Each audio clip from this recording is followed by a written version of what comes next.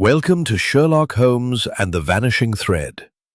This is Chapter 4, titled The Man in the Fog, from an original Sherlock Holmes mystery written by A.D. Graham and narrated using an AI voice. Settle in and return with us now to Baker Street. Chapter 4, The Man in the Fog. Holmes did not pursue the sound above us. Instead, he waited, motionless as the ruins themselves, his hand resting lightly upon my sleeve. In the silence that followed, I could hear my own breath and the distant hum of the city pressing on, indifferent to our discoveries. The footstep did not return. "At present," Holmes whispered, "our observer has learned enough to be dangerous. We, however, have learned something more valuable." He relit the lantern and examined the floor with renewed interest. Near the base of the stair lay a shallow impression in the ash, long and narrow. "A gentleman's boot," Holmes said, "worn at the heel. Military issue, though softened by civilian habit." "You are certain?" I asked. "Entirely. Soldiers never forget how to stand, Watson, even when they wish to be invisible." We emerged into the fog-laden street moments later, the ruins settling back into their uneasy quiet behind us. The mist had thickened, swallowing the lamps and turning every sound into a phantom. Holmes paused. "There," he murmured.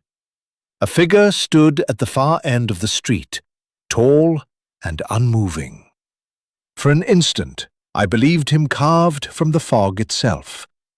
Then he turned, and the gaslight caught the edge of his face before he vanished between two buildings. Holmes smiled thinly. "Our watcher grows careless."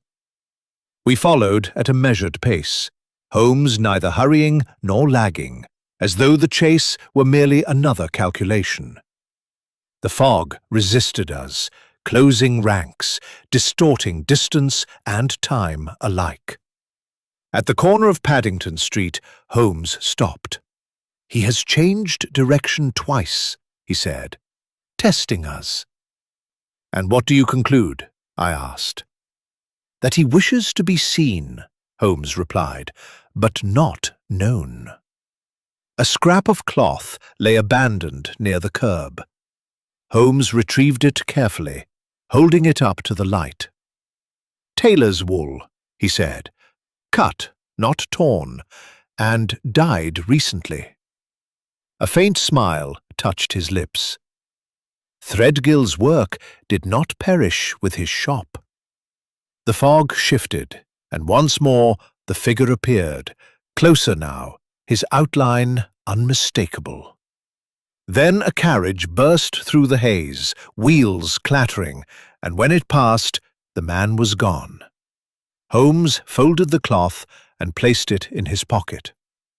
"The game advances," he said quietly, "and our opponent has decided to step onto the board."